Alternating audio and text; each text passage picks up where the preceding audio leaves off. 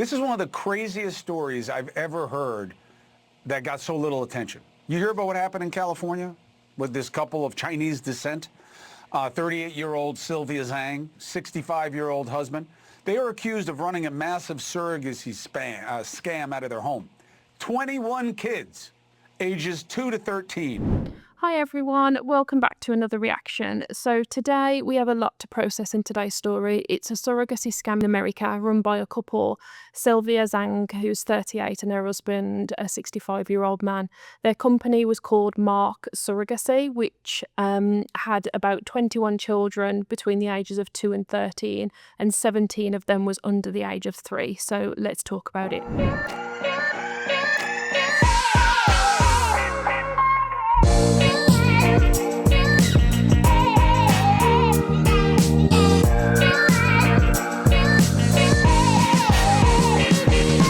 Before we dive in, please subscribe and ring the notification bell so you can stay updated on all current and future videos.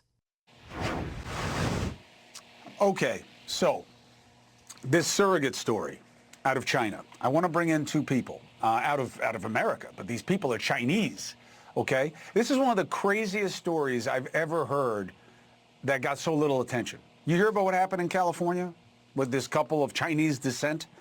38-year-old Sylvia Zhang, 65-year-old husband. They are accused of running a massive surrogacy scam out of their home. 21 kids, ages 2 to 13, were removed 3 weeks ago and are now in foster care. And we still don't know. First of all, I don't even know that we know where they are. But what are they up to? 17 of the kids are younger than 3 years old. Most were born using multiple gestational surrogates, meaning the surrogate had no genetic link to the embryo they were carrying. But whose embryos were they? Whose sperm was it? Like, what was going on here? The couple claimed to run a surrogacy agency, but they also were like, he was like buying all this land and stuff. Scammed surrogates into believing they wanted to have a child after failed rounds of IVF.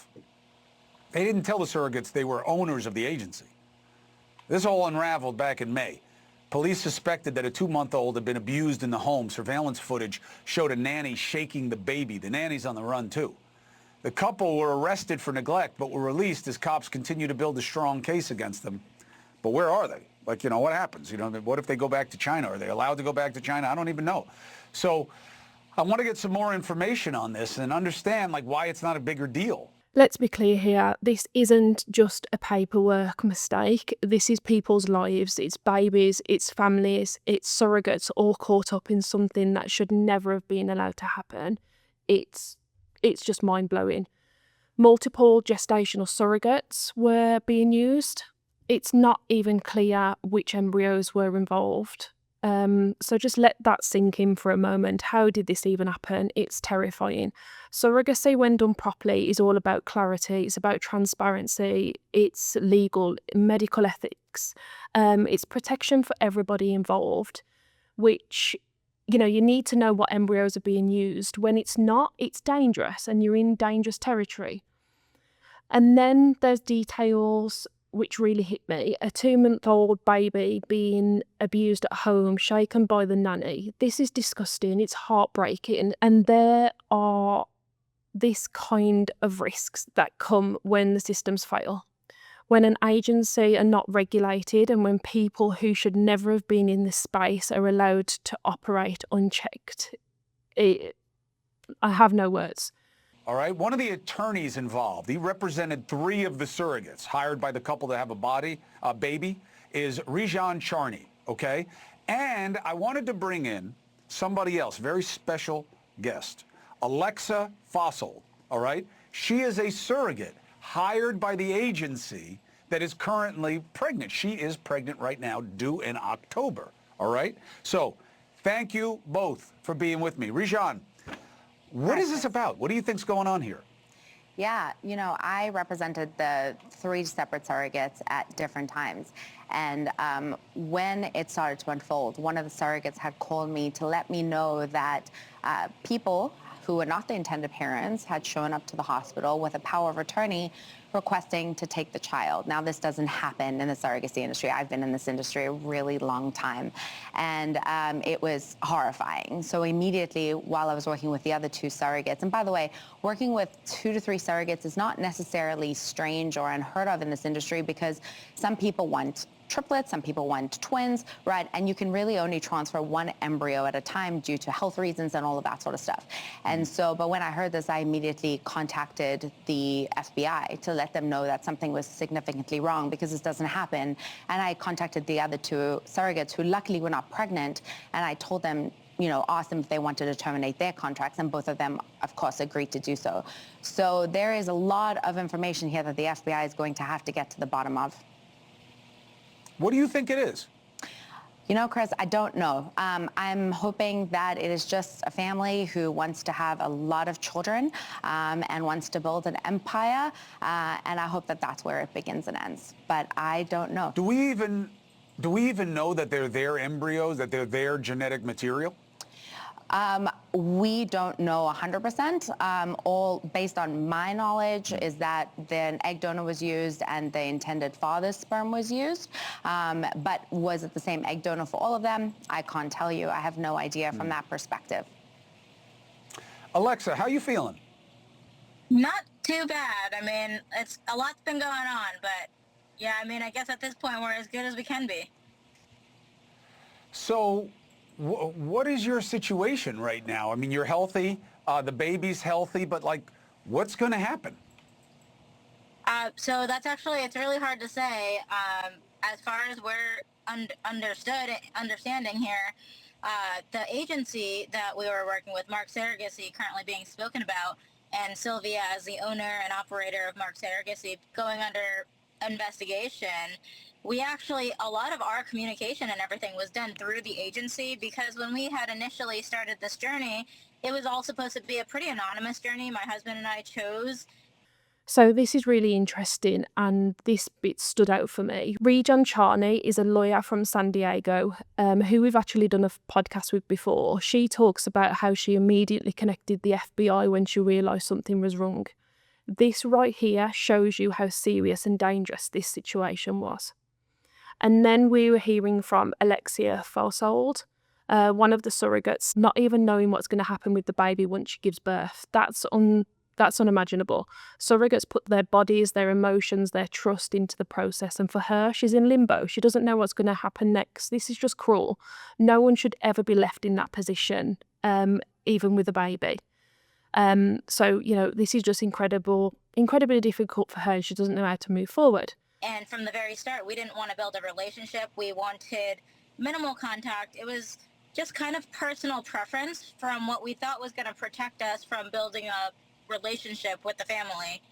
And now it's kind of turned its back, where it's almost turned around against us, because now, since the agency was our primary and only contact, and now that ownership is going through all of this, and then Mark Surrogacy completely terminated the business, it kind of left us in the blank, where we no longer have contact directly with the agency. We were advised not to respond if they try to reach out, just because they are no longer a business. And the parents from day one have not been, like, there's been no direct contact under the parents, like, without using the agency name in particular.